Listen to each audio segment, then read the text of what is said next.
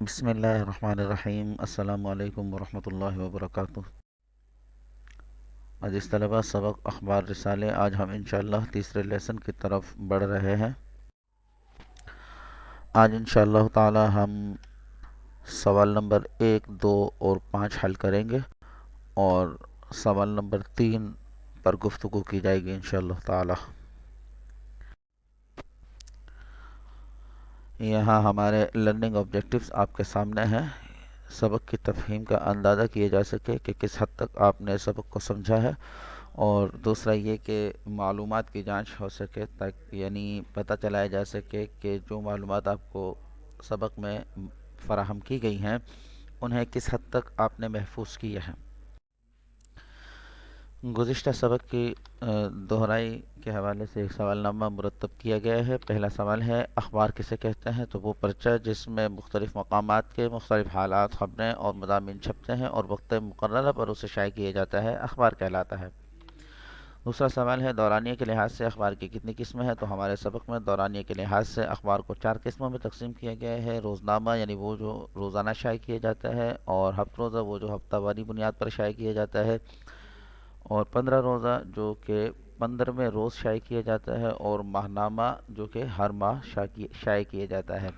سوال نمبر 3 یہ ہے کہ جی پاکستان کے کچھ اخباروں کے نام بتائیے۔ روزنامہ جنگ، روزنامہ ایکسپریس، روزنامہ امت، روزنامہ پاکستان، روزنامہ امن، روزنامہ اوصاف، جسارت، عوام، قومی، یہ تمام جو ہے وہ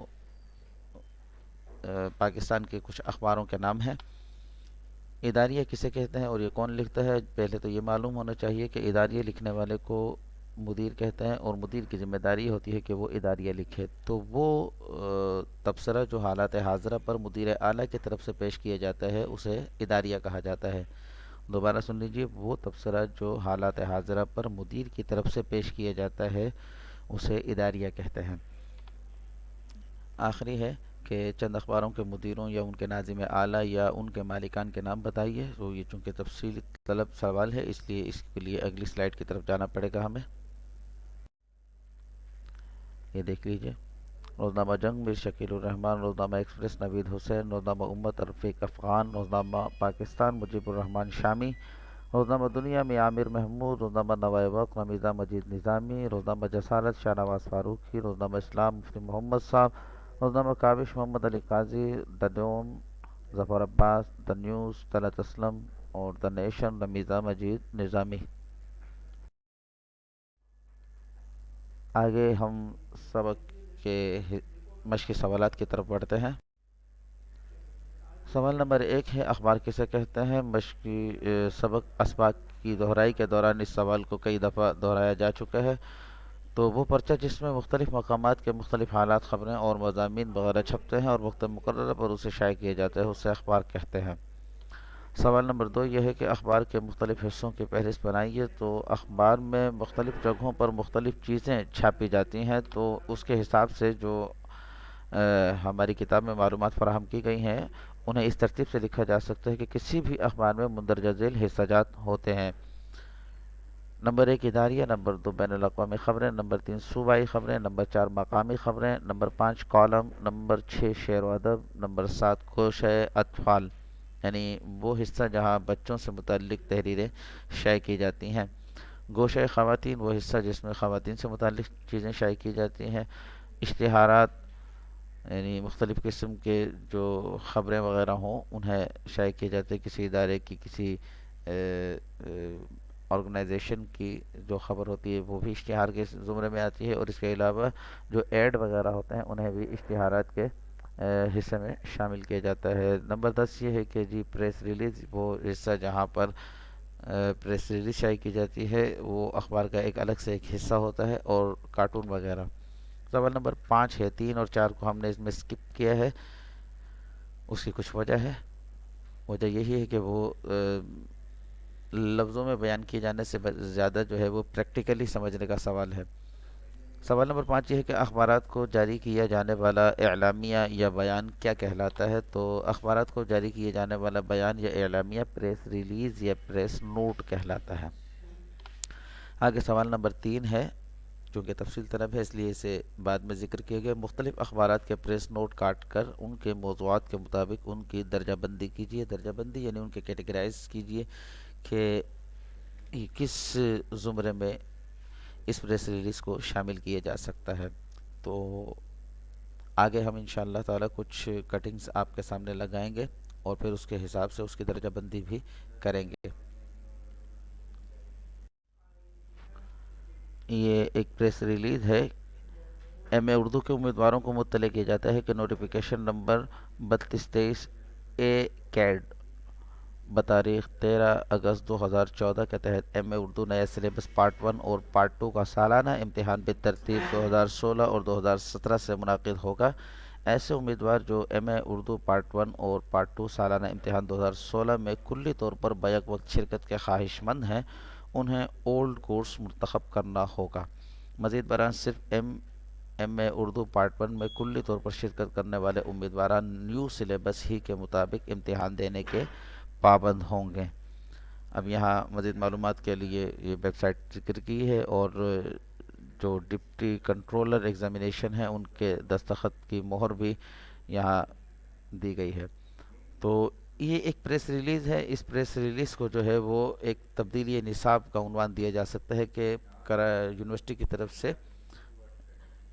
یہ ایک اعلامیہ جاری ہوا کہ نصاب میں تبدیلی کی گئی۔ یہاں ایک اور پریس ریلیز ہے روزنامہ جنگ کی 16 فروری 2021 منگل کے دن سندھ ہیلتھ کیئر کمیشن کا حکیموں کے لیے تربیتی پروگرام۔ یہاں یہ جو ایک ادارہ ہے سندھ ہیلتھ کیئر کمیشن اس کا نام ہے، تو اس کی طرف سے حکیموں کے لیے ایک ٹریننگ سیشن رکھا گیا ہے۔ اس کی تفصیلات آپ کو یہاں فراہم کی جا رہی ہیں کہ directorate of clinical governance and training Sindh health care commission نے ملیر ضلع جنوبی اور ضلع شرقی کے حکیموں کے لیے تربیتی پروگرام منعقد کیا اور ان کو جدید خطوط پر تربیت فراہم کی۔ تربیتی نشست میں طب یونانی سے منسلک 12 حکیموں اور 16 کلینکس کے مالکان کو تربیت فراہم کی گئی۔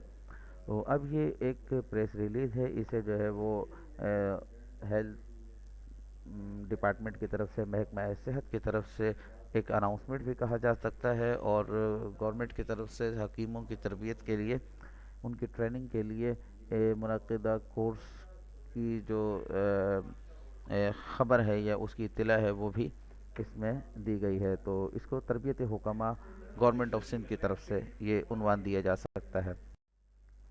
ایک اور ہے روزنامہ دنیا کی طرف سے 1 اپریل 2021، اور یہ آج ہی یعنی جمعرات والے دن کل کی یہ خبر ہے کہ نجی اسپتالوں میں ویکسینیشن سینٹر قائم کرنے کا عمل شروع۔ محکمہ داخلہ کی ہدایات کی روشنی میں 54 نجی اسپتالوں نے درخواستیں دی۔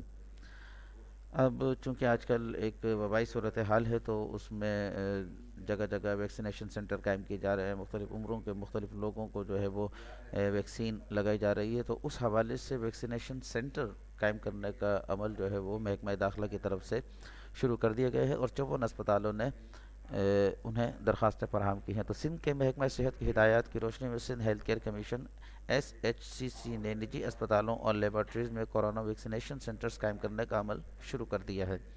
اس حوالے سے directorate of licensing and accreditation نے نجی اسپتالوں کو خطوط لکھے تھے جن کے جواب میں صحت کے نجی مراکز نے کورونا ویکسینیشن سینٹرز قائم کرنے کے لیے درخواستیں جمع کرانی شروع کی۔ اب تک 56 درخواستیں موصول ہو چکی ہیں۔ ڈائریکٹوریٹ نے اس حوالے سے لائحہ عمل ترتیب دے دیا ہے۔